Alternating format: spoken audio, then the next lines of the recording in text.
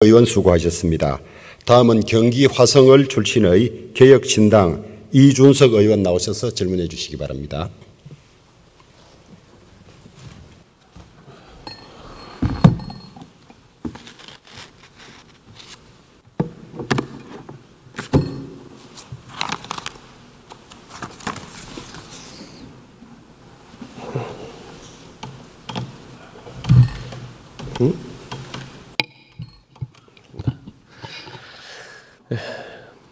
존경하는 국민 여러분, 그리고 주호영 국회 부의장님과 선배 동료 의원 여러분, 개혁신당 동탄신도시 국회의원 이준석입니다. 오늘 저는 지금까지 이재명 정부의 100일여의 시간 동안에 국민의 한 사람으로서 이해하기 어려운 지점들을 우리 국민들께서 상세히 아실 수 있도록 한번 풀어서 질문해 보도록 하겠습니다.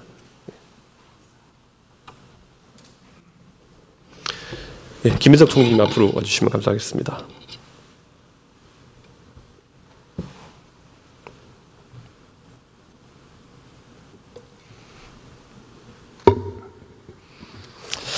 예, 총리님, 국정에 정말 고생이 많으신 걸 잘 알고 있고, 특히 외교적 현안에 대응하느라 정부 가계의 관계자들이 정말 고생이신 거 알고 있습니다. 사실 원래 친족 간에도 정치적 이견이 항상 있을 수 있습니다. 하지만 우리가 국제 외교관에서 예를 들어 트럼프 대통령의 의중을 살피기 위해 가지고 트럼프 대통령의 자식이라든지 관계자들의 의견을 살피는 경우도 있기 때문에 그와 비슷한 관례로 아마 미국 측에서도 아마 우리 측 관계자들과 그 주변에서 나오는 이야기들을 보고 있을 것이라 생각합니다. 외람되지만 총리님의 친형되시는 김민웅 목사께서 최근 공개석상과 SNS에서 이 한미동맹은 우리 목에 건 족쇄다, 반드시 풀어야 된다, 그리고 우리 세대의 양키 제국주의가 땅에서 물러나도록 하자, 이런 발언하셨는데요. 뭐 당연히 총리님은 이런 발언과는 거리를 두고 계십니까? 거리를 두고 있다기보다는 생각이 다릅니다. 예, 아무래도 뭐 곤란하게 해드리는 게 아니라 이런 것들이 공식적인 입장으로 남아서 사실 우리 외교에 영향을 가지 않도록 하겠다, 이런 의지라고 보시면 될 것 같습니다. 우선 국무총리께서 임명되실 때 국무총리 헌법상 권한에 대해서 다 숙지하셨을 것이라 생각합니다. 그중에 실제로 강요의 임명에 대해서 제청할 수 있는 권한이 있습니다. 맞습니까? 네. 사실 그런데 최근에 제가 봤을 때 최교진 교육부 장관이 임명되는 과정에서 우리 국민들의 우려가 정말 많았습니다. 이분 같은 경우에는 저희 자료를 보면요, 천안함 음모론에 이렇게 동조하시는 모양새도 보이기도 했습니다. 그리고 또 청문회에서는 동의 안 했다 번복하시기도 하고요. 그리고 또 과거에 학생 폭행을 미화하신, 그럼 학생 체벌하시고 교육적 무용담으로 포장하신 경우도 있고요. 논문 표절도 이렇게 문제가 된 적이 있고요. 그 다음에 뭐 비속어를 하신 다음에 그걸 뭐 간지를 설명하는 과정이었다, 이런 식으로 해명하신 적도 있고요. 뭐 여러 가지 문제가 있습니다. 음주운전이나 아니면 이런 뭐 방북 획수, 축소 보고 이런 것들은 뭐 명시적으로 거짓말에 가까운 것들을 한 것이고요. 이게 정부별로 조금씩 원칙이 다른 것 같긴 합니다. 근데 문재인 정부 같은 경우에 기억나시겠지만은 고위공직자 배제의 7대 원칙을 가지고 있었습니다. 그런데 이재명 정부에서는 아직까지 원칙을 천명하진 않았습니다만 과거 정부의 어떤 기준에 대비해 본다 하더라도 최균진 장관은 결격자다, 이렇게 생각하는데요. 여기에 대해서 아까 국무총리의 제청권을 활용해 가지고 대통령께 이 인사의 임명에 동의하셨는지 아니면 우려점을 전달하셨는지 어떻게 하셨는지 혹시 국민들께 말씀 주실 수 있습니까? 최초에는 지금 인사청문회에서 나타났던 저런 내용들이 드러나 있지는 않은 상태였습니다. 여러 가지 그간의 교육계의 활동이라든가 여러 가지 호평, 이런 것들에 기초해서 추천이 되고 또 검증이 되고 제청 과정을 거쳤습니다. 그런데 외람되지만 청문회를 하면서 드러난 이후의 것들이 우리가 항상 문제되는 것이지, 누구든 추천받을 때는 멀쩡하니까 추천됐던 것이겠죠. 그런데 청문회를 통해서 이런 결격 사유가 드러난 다음에 총리님이 이제 여기에 대해서 어떤 판단하셨냐가 저와 국민들은 알고 싶을 겁니다. 이 제청이라는 것이 뭡니까? 제안하고 임명권자에게 이걸 동의해달라고 요구하시는 거 아닙니까? 그 제청권을 정확히 행사하셨습니까? 말씀하신 대로 지금 여러 가지 쭉 지적하신 문제들이 있지 않습니까? 그 문제들에 대해서 관심을 이 의원님께서 갖고 계신 것을 저도 알고 있고 지난번에도 말씀을 주셨고 저런 것들이 하나도 없었다면 더 좋았겠지만은 그러나 내용적으로 볼 때 지금 음주운전은 약 20년 전 정도에 있었던 일이고 그 이후에 아예 본인이 그에 대한 반성에 기초해서 운전 자체를 안 한다고 이렇게 확인이 되어 있습니다. 그리고 나머지들은 주로 본인이 사과한 과거의 어떤 말에 관한 것들이고 특별히 불법적으로 딱 이것은 불법이다 라고 정리하기는 표절이라고 지금 비판되고 지적되는 것을 포함해서 하기는 좀 어려웠다 이렇게 말씀드립니다.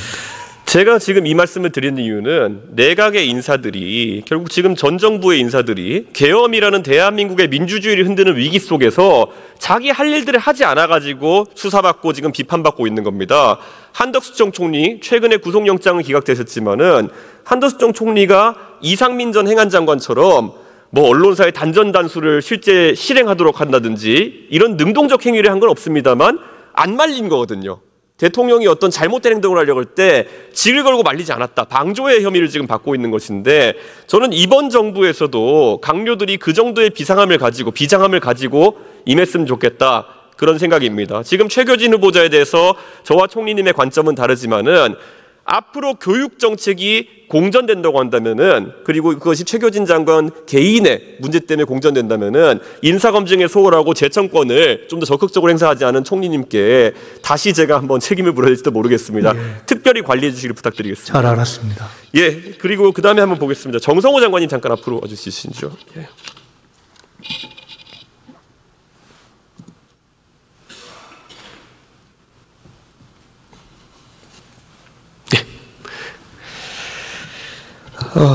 장관님, 그 권력을 정의하는 여러 가지 행태가 있습니다만 그 독일의 헌법학자인 칼 슈미트의 정의에 따르면은 비상을 선포할 수 있는 권한을 가진 자가 사실은 주권자다, 권력자다 이렇게 표현하는 방식도 있습니다. 결국에는 최근에 뭐 윤석열 정부도 마찬가지입니다. 거부권 이거 사실 특별한 권한입니다, 대통령의. 네. 그리고 계엄 이거는 사용해서는 안 될 특별한 권한입니다. 이것에 의존해서 정치를 풀어나가려고 하다 보니까 윤석열 정부는 저렇게 된 겁니다. 그럼 저는 이재명 정부는 사실 상당한 정당성과 권위를 가지고 출범했음에도 불구하고 왜 아직까지 이런 비상 권한들에 의존해가지고 전국이 흘러갈까라는 근본적인 고민이 있습니다. 사실 윤석열 대통령은 자기가 선거에 당선된 다음에 부정선거를 의심하는 기행을 보였습니다. 그럼 지금 검찰의 인사권을 오롯이 행사할 수 있는 이재명 정부에서 특별 검사를 둔 이유는 무엇입니까? 네, 존경하는 의원님께서도 아시는 것처럼 예. 윤석열 대통령께서 대통령이 되는데 가장 큰 힘이 됐던 것은 윤석열 대통령에 대한 어떤 공정성, 정의감에 대한 신뢰였다고 저는 생각하고 있습니다. 그런데 3년 동안 대통령을 수행하면서 표적 수사 또는 봐주기 수사, 편파 수사를 너무 강하게 한 것처럼 국민들은 인식을 하고 있거든요. 그 대표적인 게 정적이라고 할 수 있는 이재명 대통령에 대한 무리한 수사, 또 배우자였던 김건희 여사에 대한 봐주기 수사. 이런 과정에서 검찰의 특수수사 인력들이 대부분 동원된 게 아닌가 저는 의심을 하고 있습니다. 그런 상황에서 인사권이 있다고 한들 사실은 집권 초기에 여러 가지 구조적인 문제, 특히 내란이라고 하는 또 국권을 근본적으로 문란시킨 이 비상계엄 사태에 대한 공정하고 신뢰성 있는 수사가 어려울 거라는 그런 판단하에서 우리 국회가 입법적으로 결단한 게 아닌가 생각을 하고 있습니다. 장관님, 그런데 사실 그렇다 하더라도 저는 이제 3개 특검이 동시에 굴러가는 것은 물론 3개 특검이 각자 태동된 그 이유는 다르기 때문에 이해는 하지만은 오히려 효율성을 위해 가지고 이걸 집합해서 구동하는 방식도 있었을 것이고 한데 이런 것들이 정치적으로 논의되는 과정 없이 왜 이렇게 급하게 출범했다고 생각하십니까? 그동안 검찰이 수사권과 기소권을 함께 갖고 있으면서 그들의 권한을 오용하고 남용했다고 하는 그런 불신이 크지 않겠습니까? 그렇기 때문에 그런 기준의 검찰 제도를 이용하는 게 국민적인 신뢰와 정당성, 그다음에 사건의 어떤 엄정한 수사 이런 면에서 미치지 못할 거라고 하는 그런 판단하에 우리 국회가 결단한 것으로 좀 보고 있습니다. 네. 뭐 현재 기준으로 검찰을 관장하고 계신 법무부 장관 입장에서 결국 우리가 아까 사람을 바꿔가지고 고쳐쓸 수 없는 아주 구조적인 문제가 검찰에 존재한다 보시는 것인지, 아니면 윤석열 대통령을 중심으로 한 일부 검찰 카르텔의 문제를 보시는 것이 관점이 뭡니까 지금? 두 가지의 문제가 좀 같이 있다고 좀 보고 있습니다. 그런 면에서 윤석열 대통령 정점으로 했던 특수수사부서에서 과도한 검찰권을 행사하면서 권력의 요청에 따라갔던 그런 측면은 저희들이 인사를 통해서 좀 정리를 해나가야 될 것을 좀 보고 있고요.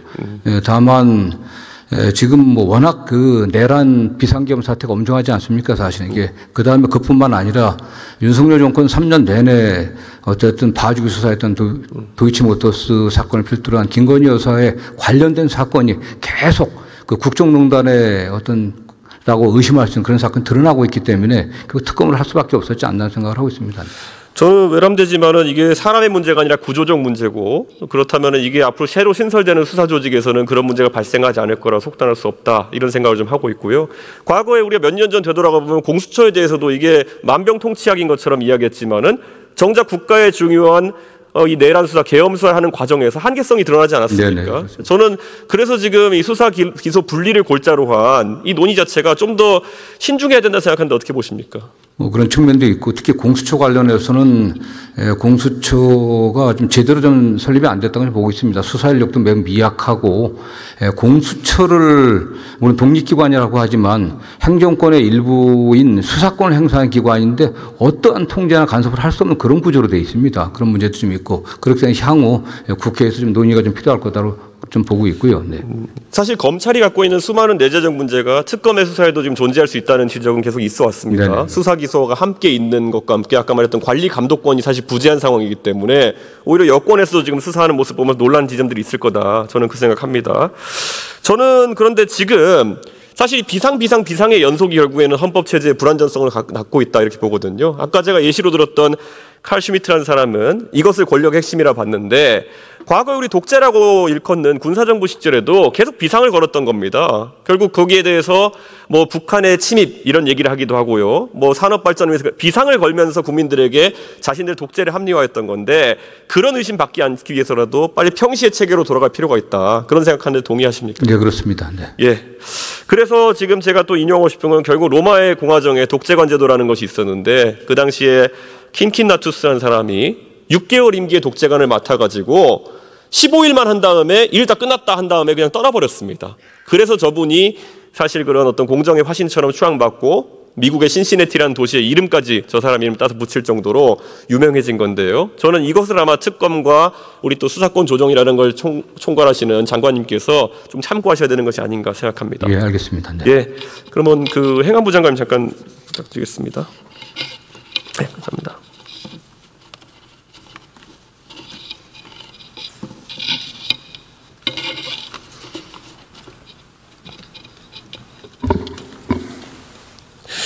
예, 장관님, 지난번에 제가 국회에서 반우스갯소리로 대한민국의 가장 큰 수사기관의 장이 되셨습니다, 이렇게 말씀드렸는데, 우리 국민들께서 수사기관의 장으로 인식해도 되겠습니까? 수사기관의 장은 예. 따로 있고요. 예. 예.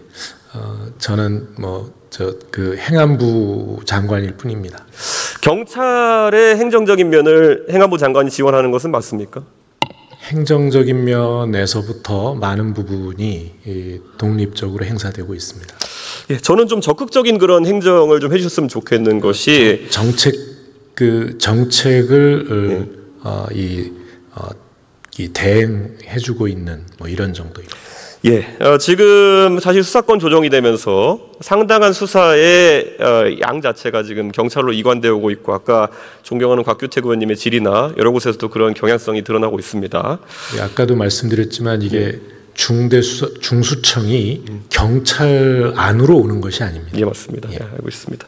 그런데 일반적인 우리 국민들이 접하게 되는 경찰의 수사를 놓고 우선 말씀드리자면요, 결국 뭐 어느 특정 지역에서 특정의 범죄가 많이 발생하지 않는다 그랬을 때는 인구 비례 경찰관 수가 항상 문제가 될 것이다, 저는 그렇게 생각합니다. 동의하십니까? 네, 무슨 뜻인지 알고 있습니다. 예, 지금 제 지역구인 경기 화성의 동탄경찰서의 관할 인구가 60만 명 정도 됩니다. 그런데 경찰관 정원이 475명 정도 됩니다. 그래서 경찰관 1인당 담당 인구수가 1266명에 달하고 있습니다. 그런데 이는 전국 평균 약 400명에 비하면은 3배 정도 많은 인구를 경찰관 1인이 담당해야 되는 상황입니다. 최근에 동창경찰서에 대해 가지고 수사 미진이라든지 여러 가지 이유로 희화화하는 그런 기사들도 있고 커뮤니티상에도 화제가 되고 이랬는데요. 사실 이 행정적으로 경찰을 봤을 때 다른 곳보다 3배의 인원을 관장해야 되는 경찰관들이 있다면은 그렇게 조롱의 대상이 되거나 타박의 대상이 되기보다는 적극적으로 인력 재배치를 통해 가지고 이들이 일할 수 있게 해줘야 되는 거 아닙니까? 예, 지금 그 의원님께서 가지고 있는 통계는 올 초의 통계인 것 같고요. 그 사이에도 한 5, 60명 정도가 증원이 된 것으로 알고 있습니다. 50명 증원했다고 하지만은 적다고 생각합니다. 비슷한 인구인 그 서울 송파경찰서 같은 경우에는 동탄경찰서에 비해 2배의 정원을 가지고 있다고 지금 알려져 있습니다. 그렇기 때문에 사실 격차가 매우 크고 이걸 50명씩 이렇게 조정하기에는 굉장히 시간이 많이 걸리기 때문에 인력 재배치에 대한 새로운 기준을 마련해야 되는 거 아니냐 생각하는데 어떻게 생각하십니까? 예, 그 합당한 말씀이신 걸로 보여지고요. 그 인력 재배치 부분에 대해서는 이게 또 다만 하루아침에 이루어지기가 어려우니까 이것이 이제 좀 단계적으로 배치를 늘려갈 수밖에 없다는 현실적인 사정도 이해해 주시면 고맙겠습니다. 저는 그래서 이게 사실 단순히 치안 문제뿐만 아니라 지금 현 정부에서 역점을 두어 추진하는 수사권 개혁이라든지 이런 것에도 큰 영향을 미칠 수 있다. 사실 교통지도나 아니면 경비 같은 경우에는 그 해당 경찰서에서 문제가 크게 되지 않았지만은 수사 과정에서 하나의 수사관, 하나의 경찰관이 너무 많은 수사를 떠맡다 보니까 부실 수사 논란 같은 것들은 계속 있고 이건 피해자가 발생하는 구조이기 때문에 적극적으로 여기에 대해서 대책을 세워야 된다 말씀드리는 거거든요. 네, 맞습니다. 그래서 2배 정도 이거 차이라는 건 너무 심하지 않나. 그리고 서울시의 자치구들 같은 경우에는 동네가 연담화되어 있기 때문에 그 경계선마다 경찰들이 어떻게 상호작용할 수 있겠지만 이런 경기도나 지방의 경찰서 같은 경우에는 인력이 부족하면은 말 그대로 치안 공백과 수사 공백이 노정될 수밖에 없는 상황이기 때문에 조금 더 적극적인 이런 대처를 부탁드리고 싶습니다. 네, 화성시의 경우는 이번에 이 행정구를 4개 설치하게 됩니다. 인구가 100만이 넘어서면서 특례시가 되었고요. 그래서 그 행정구역의 변경과 이런 것들을 종합적으로 고려해서 그 경찰 이 관서의 확충 또 인원의 확충을 종합적으로 기획을 해야 될 단계에 이르렀다고 판단합니다. 예, 좀 관심 부탁드리겠습니다, 장관님. 예, 감사합니다. 총리님 잠깐만 다시 한번 또 해줄까요?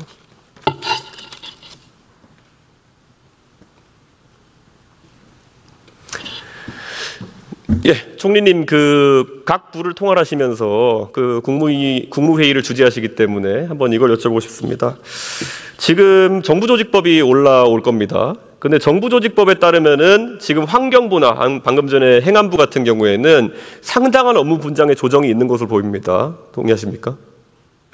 상당한 업무 분장의 조정이 있는 것 같다. 예를 들어 환경부에는 에너지 기능이 들어오게 되고 네네. 방금 전에 수사권과 관련해서도 일부 중수청이라는 것들이 조정됩니다. 그런데 이 두 부처의 장관님들에 대해 가지고는 상당한 기능이 추가됐음에도 인사청문회를 다시 한다든지 아니면 인사를 새로 선임하는 과정은 거치지 않고 있습니다. 맞지 않습니까? 전혀 처음 지금 제기되는 문제지. 한번 생각해봐야 될 것 같아요. 예, 아무래도 업무의 연장이라고 생각하고 변화가 경미하다고 생각하는 것 같은데, 그럼에도 불구하고 저는 한번 이걸 여쭤보고 싶습니다. 지금 방송통신위원회에 이진숙 위원장이 있습니다. 그런데 이번에 과방위에서 지금 올라오려고 하는 법안이 방송통신위원회를 방송미디어통신위원회로 개편하면서 사실상 위원장을 새로 선임해야 된다라는 이야기가 나오고 있습니다. 그럼 아까 그 부의 업무가 추가되면 장관이 바뀌지 않고 청문회도 새로 하지 않는데 지금 방송통신위원회와 방송미디어통신위원회의 업무가 솔직히 뭐가 다른지 총리님 혹시 간단하게 설명해 주실 수 있습니까? 일단 이것은 전혀 새로운 기구가 새로 만들어지는 것이고요. 아마 OTT를 제외한 방송 사업 부분까지가 결합이 된다 이렇게 제가 들었습니다. 제 개인적인 생각으로는 에너지가 환경에 추가되는 것보다는 경미한 변화가 아닐까라고 생각하는데, 저는 그래서 이 방송통신위원회가 방송미디어통신위원회로 개편되는 과정에서 사실 업무의 영역이 지금 있던 거에 비해서 크게 변화가 있다 보지 않습니다. 일부 정보통신 기능이 더 넘어오고 과기부에서 넘어오는 것 외에는 큰 변화가 있지 않고, 다만 이제 위원 선출 방식, 위원장 선출 방식에 대해서 법에 새로 규정되는 부분이 있는데요.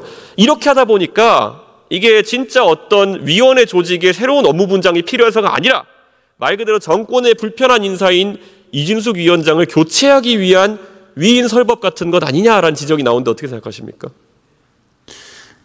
이준숙 위원장 때문에 조직을 막 새로 만들어야 될 정도로 그렇게 비중 있게 보고 있지는 않습니다. 이준숙 위원장에 대해서 여권 인사들의 발언이나 이런 것들이 강하고 실제 정치적인 이런 사안이라고 많이 인지하고 있는데, 저는 적어도 이 방송미디어통신위원회라는 것이 새로운 조직으로 기능하기 위해서는 적어도 정부 측에서 설명을 좀 더 해야 된다 봅니다. 어떤 업무가 추가되었는지. 지금 총리님 말씀하시기로는 OTT 정도의 기능 정도가 이관된 것으로 안다, 이렇게 그것을 뺀 방송사업, OTT를 뺀. 네, OTT 뺀 방송사업 정도만 이관되었다고 말씀하셨는데, 이런 것들이 국민들이 봤을 때는 뭐 그리 차이가 나지? 이렇게 할 수도 있기 때문에 좀 더 정당성을 부여하기 위해 설명을 강화하셔야 된다. 저는 그런 생각하고 있습니다. 예, 형님 감사합니다. 네.